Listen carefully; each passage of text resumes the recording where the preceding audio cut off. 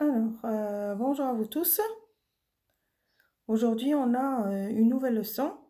Une suite d'une leçon qu'on a déjà vue, la leçon du périmètre et surface, la surface et le périmètre. Alors, aujourd'hui, on va parler du prisme droit et cylindre et comment on peut calculer l'aire latérale et l'aire totale. Alors, comment on calcule la surface, la superficie ou l'aire latérale et l'aire totale quand on parle d'un prisme droit et d'un cylindre. Alors, voyons. Ici, je vous montre, on a un prisme et un cylindre. Sur ce côté gauche, on a un prisme droit. Alors, tout simplement, c'est un solide, qui a deux faces parallèles. Regardez bien, la première et la deuxième, et superposable, c'est-à-dire une sur l'autre, superposable, et on les appelle les bases. Et dans les autres faces, là, là et là, ce sont des faces latérales, sont des rectangles perpendiculaires aux bases, perpendiculaires aux bases. Alors, voyons, là, c'est un prisme droit. Il y a d'autres prismes, d'autres formes, droit, prisme droit. Alors, ici, cylindre de révolution. Alors, qu'est-ce qu'un cylindre de révolution? Tout simplement aussi, c'est un solide qui possède quoi? Deux bases, parallèles aussi, parallèles et superposables. Et qui sont toujours des disques. Regardez bien, disque, quand on a parlé, à l'intérieur, on dit disque. Et là, ici, le contour, c'est quoi? C'est un cercle. Très bien. Alors, une surface latérale, il se compose aussi d'une surface latérale courbe qui, mise à plat, est un rectangle. Ça veut dire, quand on ouvre, par exemple à l'aide d'un patron, on dessine sur un patron la surface et quand on ouvre, c'est une surface sous forme d'un rectangle. Très bien. Alors ici, prisme droit et là, cylindre de révolution. Maintenant, je vous montre quelques exemples de prismes. Alors, prisme, comme on vient de dire, c'est un solide. Il est constitué de deux faces superposables et parallèles, de forme polygonale. Ce sont des formes polygonales, soit rectangle, soit triangle, bon, à savoir. Alors, ce qu'il faut savoir, on a déjà fait d'ailleurs qu'est-ce que ça veut dire parallèle et qu'est-ce que ça veut dire perpendiculaire.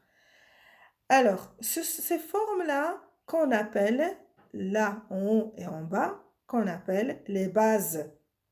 Regardez bien, là, là et là. Ce sont des bases. On peut avoir par exemple des bases triangulaires, comme ici. D'accord? Des bases sous forme quadrilatère, comme ici. 4 quadrilatère, 4. D'accord? Là et là. D'accord? Ou bien encore des bases simplement polygonales, quoi. Comme ici. Voilà. Comme ici. Il y a aussi des faces, il y a aussi des faces rectangulaires ou perpendiculaires aux bases, par exemple, que l'on appelle les faces latérales.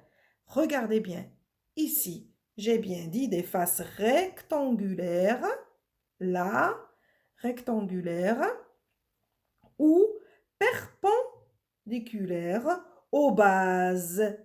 D'accord? Et qu'on l'on appelle les faces latérales. Là, là et là, là, là, là et là. Alors, il faut aussi savoir qu'un prisme droit, d'accord, à base rectangulaire, on l'appelle aussi un pavé droit. Je vous montre. Voilà. Alors, prisme, qu'on l'appelle aussi parallélépipède, rectangle, je vous explique. Le parallélépipède rectangle également, c'est un pavé droit. On commence par un rectangle. D'accord? C'est une figure plane. Alors, il y a la longueur et la largeur. Alors, un parallélépipède rectangle est un solide. C'est un objet de 3 dimensions. La longueur, la largeur et la hauteur. D'accord? Longueur, largeur, hauteur.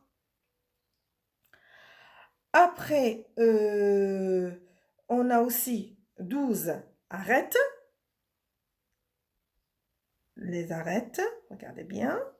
Là, là, là, là. Les arêtes. Alors, ce sont des segments. On a déjà vu les droites et les segments. Ce sont des segments qui sont représentés là, d'accord? Et ceux qui sont représentés ou qui sont à l'intérieur, là, regardez bien, qui sont à l'intérieur euh, sous forme des pointillés. Ça, c'est pour donner l'impression de profondeur. Ça veut dire que c'est profond, en fait. Alors, on trouve aussi les sommets. 8 sommets. Regardez, je compte. 1, 2, 3, 4, 5, 6, 7, 8. 8 sommets, 12 arêtes et 6 faces rectangulaires. Alors, la première, la deuxième, la troisième, la quatrième, cinquième, sixième, 6 faces rectangulaires. 2 bases, on peut déterminer les 2 bases rectangulaires en haut et en bas. Et après, les 4 faces latérales rectangulaires. Là, 2, 3 et 4. Voilà. Alors, après avoir vu ce prisme, je vous rappelle maintenant je vous montre quelques exemples des prismes et cylindres. Alors, le premier, c'est le pavé droit qu'on vient de voir ou parallélépipède. Ici, c'est un cube où la base, c'est carré. Prisme droit à base triangulaire. La base, c'est sous forme d'un triangle. Ici, cylindre de révolution, évidemment, la base, c'est sous forme d'un disque. Après, ici, on a pyramide, cône de révolution. Et là, c'est une boule. Voyons maintenant. Là, ce sont des exemples de prisme et cylindre aussi. Alors, avant de voir comment on peut calculer l'air total et l'air latéral, alors je vous rappelle, on fait un rappel de périmètre et R. Ici, c'est un formulaire. Regardez bien, c'est un formulaire périmètre et R. Ça veut dire, c'est un formulaire qui nous montre les formules pour calculer les périmètres et l'air, la surface, la superficie en fait. Alors, le périmètre d'un carré, c'est 4 fois C, c'est-à-dire 4 fois le côté 4 fois. Ici, c'est la longueur fois la largeur, ou plutôt la longueur plus la largeur fois 2, c'est pareil. Ici, c'est le cercle. Le périmètre, c'est d fois pi ou 2 fois r fois pi. Pi égale à 3,14 ou 22/7. L'air, pour calculer l'air, normalement parce que pour calculer la surface latérale et la surface totale, on a toujours besoin de calculer le périmètre et la surface. C'est-à-dire, il faut connaître par cœur ces règles. L'aire, comme vous voyez ici, rectangle, c'est la longueur fois la largeur. Ici, c'est côté fois côté. Là, le triangle, normalement, c'est la longueur fois la largeur sur 2. Ou c'est le triangle rectangle, c'est la moitié du rectangle.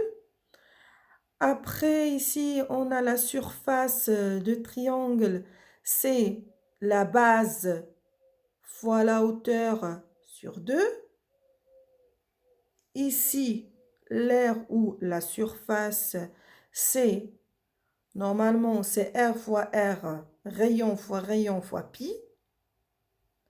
Et là, ce sont d'autres trapèzes, losanges et parallélogrammes. C'est comment on calcule la surface. Passons maintenant à comment on calcule l'aire totale, l'aire latérale. Alors, voyons. Très bien. Alors ici, on a un cube. C'est pour calculer l'aire latérale, il faut d'abord connaître le périmètre de la base. Ici, la base, c'est un carré. Alors, pour calculer, c'est quoi normalement? C'est le côté fois 4. Le côté fois 4. On calcule d'abord le périmètre fois la hauteur. Ça veut dire A fois 4. Ici,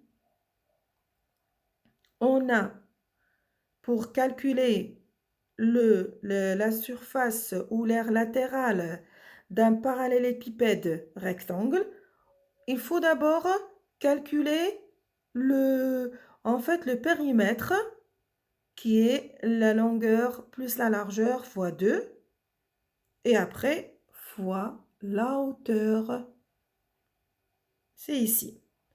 Pareil ici, pour un cylindre droit ou de révolution, alors on a besoin de calculer le périmètre du disque, plutôt le périmètre du cercle, qui est 2 fois pi fois r. Ça veut dire 2 fois le rayon plus fois pi 3,14 fois la hauteur qui est là. Très bien. Alors maintenant, c'est pour calculer l'aire totale. Pour calculer l'aire totale, on a besoin d'avoir d'abord l'aire latérale plus la surface des deux bases. Ça veut dire il faut calculer la surface, cette fois-ci, pas le périmètre, la surface de la première base fois 2, ça veut dire les deux bases, plus la surface latérale. Et comme ça, on trouve la surface totale. Pareil ici. Alors, il faut calculer d'abord la surface de la base. Et quand on aura la surface de la première base, alors on calcule les deux bases. La première fois 2. Et après, le total plus l'aire latérale. Ici, pareil. Alors, on calcule aussi l'aire latérale. Après, on doit calculer la surface du disque. Ça veut dire R fois 2. R fois R fois pi et fois la hauteur. Plus, alors je recommence. Ici, pour calculer, il faut d'abord calculer la surface. La surface, c'est R fois pi fois 2. Pourquoi fois 2? Parce que la surface des deux disques, plus l'aire latérale. Ça veut dire la surface latérale. Voilà. Alors, en gros, la surface, regarde, écoutez bien. Prisme et cylindre. SL, surface latérale, égale au périmètre P base, périmètre de la base, fois la hauteur d'une seule base, fois la hauteur. Et ST, ça veut dire la surface totale, égale à la surface de deux bases plus la surface latérale. Merci, j'espère que vous avez bien compris la leçon. Et maintenant, on va commencer les exercices pour bien comprendre et pour bien saisir notre leçon. Merci pour votre attention.